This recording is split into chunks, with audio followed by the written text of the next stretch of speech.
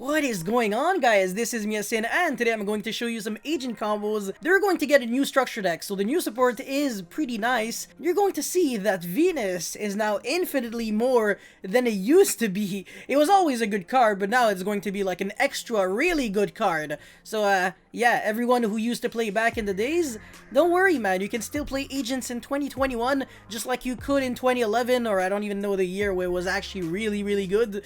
Pretty sure it was like in the top 3 best decks out there. The deck was absolutely nasty. Master Hyperion was a broken card, and it's funny because now with 2021 standards, the card's just not as good anymore. So they kind of created a new version of Master Hyperion that can actually summon itself from the graveyard kind of infinitely. It doesn't even get banished when it leaves the field. So it's an infinite resource that you always have access to as long as you have an agent monster that you can banish from your hand or graveyard. So yeah, this deck got a huge amount of support that kind of makes summoning Kristya even easier than it used to be.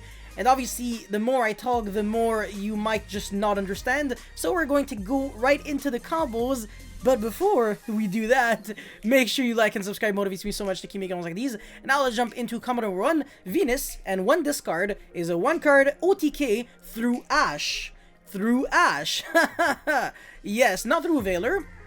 Obviously, that wouldn't work, but Ash on Venus, it doesn't do anything because you can use the effect infinite times per turn as long as you have life points to pay and Mystical Shine Ball either in your hand or deck. So it's a little bit worse than the Cloudian Turbulence, which can summon from, I think, hand, deck, and graveyard, but whatever, it's fine. Alright, now you're going to make this Moon the link to whatever, assuming that it gets ashed. If it doesn't, well, you're still going to have game because you can make Boral Sword and then revive back the monster that you would have sent, which, like I said, would have been the Hyperion, and that would have been 8100 damage. So even if your opponent is actually scared of that and ashes you right there, you can still game your opponent now. So you're going to make the Celestial Knight Parshath, search the Master Hyperion, and look at this, man. Look at this, yo. Hey, we're winning with style. 53 plus 27. That's exactly 8,000. Literally, Merry Christmas to the Dome.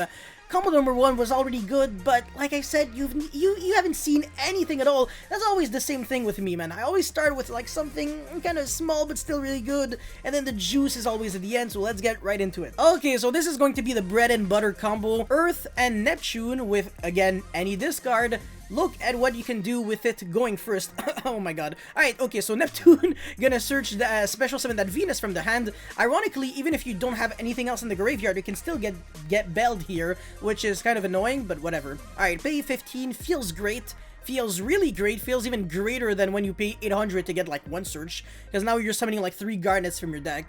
They're actually worse than garnets. Oh my god. But yeah, whatever. Alright, in case you actually couldn't follow what I just did, I foolished for the Majesty Hyperion with a Link 2 monster, and then I essentially banished the Neptune in order to summon it back, which gets me the Sanctuary in the Sky whenever Neptune is banished, and then I would be making Celestial Night Lord Parshath using the Link 2 monster and the other Shine Ball. I think I used the Shine Ball or I used Earth. I actually forgot. But whatever, now you can discard a card and either search your deck for a card listed Sanctuary of the Sky or Sanctuary of the Sky itself, or you can actually search for a fairy if you control Sanctuary of the Sky. So Celestial Knight Parshath becomes really broken. And now I'm trying to kind of get my fairy count to 4 exactly. So I'm going to be synchro summoning. Okay, yeah, so that's how I actually randomly got the Earth in the graveyard, because I used the level 2 Earth, which is a tuner, as well as the level 3 non-tuner Venus in order to make Hades Pluto, which is a Book of Moon of... Okay, look, invoked Raijin if you have Sanctuary in the Sky. If you don't, it's only on your own turn. So it's kind of similar to the Super Quantum Xyz monsters, where they have an effect that is like slow once per turn, but becomes quick effect when you have something to make it work. Alright, now you're going to be banishing a card from your own graveyard, like I said, in order to get that fairy count to exactly 4, and when you do, Kristya can summon itself and recycle back a fairy from your graveyard. So even have a follow-up on top of that. Kristya plus a Book of Moon, and you can banish cards from both players' graveyards every single turn with Hyperion, and next turn you have a follow-up, and another follow-up, which is Happy Land City. All of that just with 2 cards and 1 discard. Pretty nice. Let's get into the next one. Okay, so this was cool and all, but I kind of showcased the combo where you drew the not the nuts, that's not true, but you drew a good hand. Now what happens when you don't draw a good hand at all? Like you draw Uranus with Majesty, Hyperion, and Sanctuary in the Sky. That's not great. That's not great. These cards, you kind of want to see them extenders. Sanctuary in the Sky, it almost looks like a Garnet, right? Kind of?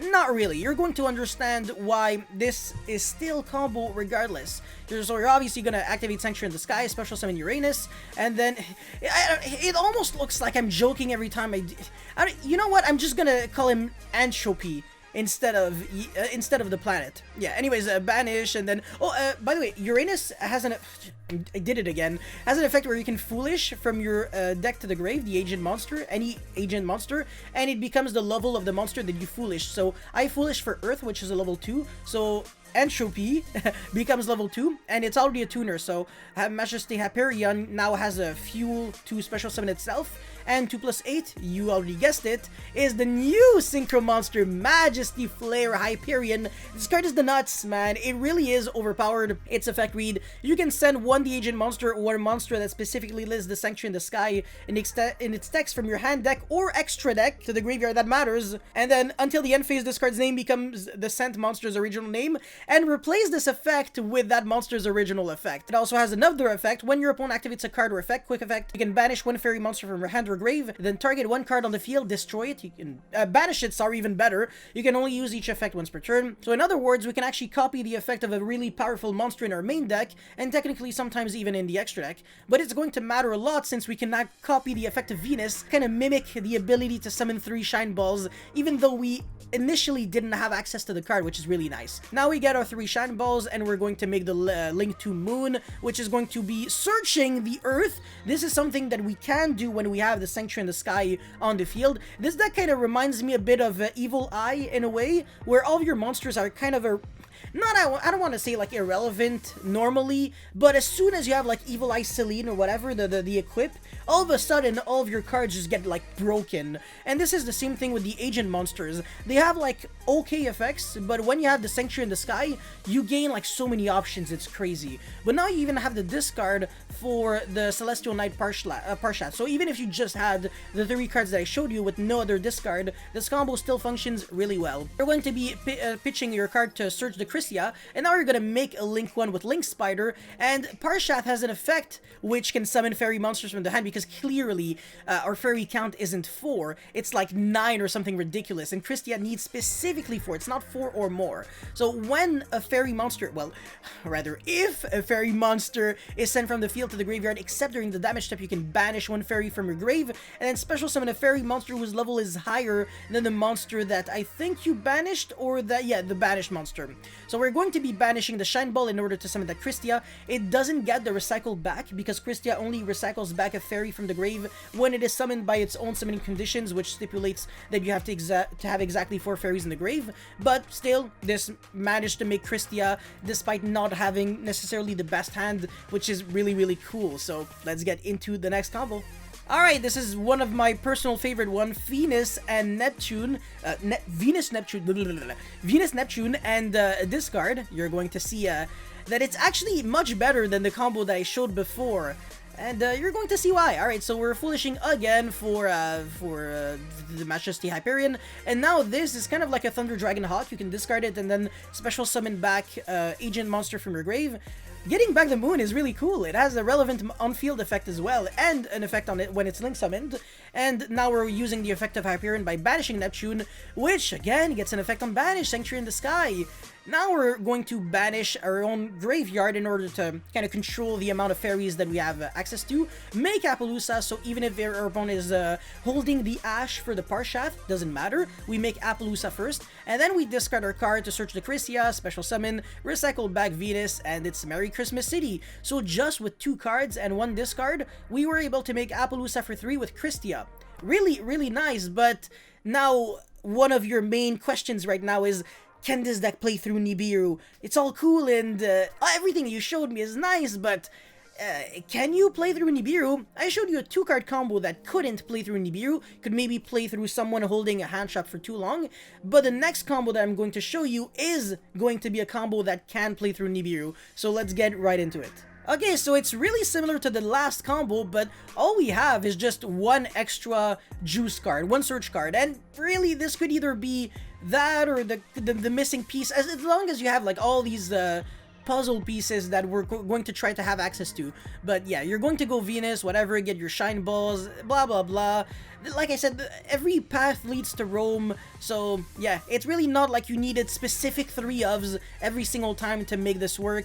There are technically, I think, like 6 copies of Venus in your deck, a bit more, and even if you don't have it, you can still make the level 10 and then summon your shine balls. So, and by the way, it's not like you were trying to abuse Exodius or like Link Monster's World Chalice, so even if you can't get to the shine balls, the combo to get Kristya still works. But yeah, anyways, we're going to go for Moon, and then you're going to be Foolishing for Majesty Hyperion. Now, the opponent is Nibiruing us right now because he's actually scared of an early Appaloosa, which would have been exactly what I would have done, because then I could go Neptune, revive back the Moon after making Appaloosa, and then play from there. So Nibiru here is actually perfect, but it's fine because we can revive back the Moon, like I said, and then revive back the Majesty Hyperion, Surge the Sanctuary in the Sky, and then activate the Sanctuary in the Sky. This is just to get like some extra life points when you activate the Sacred Warrior Water of Sky. And yeah, search a monster that specifically lists the Sanctuary in the Sky in its card text, which is going to be Master Hyperion. So yeah,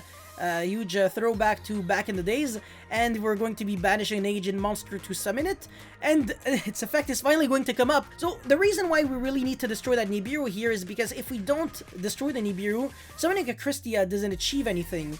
So even if you didn't have access to the Sacred Water of the Sky, you could still make Kristya through Nibiru just with 2 cards and 1 discard, no problem. The issue is that you kind of would have had a problem with just keeping that Kristya on the field. It wouldn't have achieved any, unless you have like some other utility cards that just randomly allow you to sponge an attack, but I don't think you're playing Mirror Force in your deck in 2021. Anyways, now you're discarding your card to get that Kristya search, and in case you were noticing, we did control our graveyard by banishing our own cards with Majesty Hyperion, so this is exactly 4 fairies, and Kristya is going to be recycling back us a card. There's no reason to recycle back Majesty Hyperion, it makes no sense because it's just as viable in the hand or as in the graveyard, so we're just recycling back a card that we can normal summon next turn, potentially make access code if this card gets stopped or something. But yeah, anyways, that's pretty much it for this beautiful video and combo video on agents. If you guys have any comments or feedback or whatever, let me know in the comment section below. Don't forget to like and subscribe, really motivates me a lot to keep making videos like these, and I'll see you next time. Peace.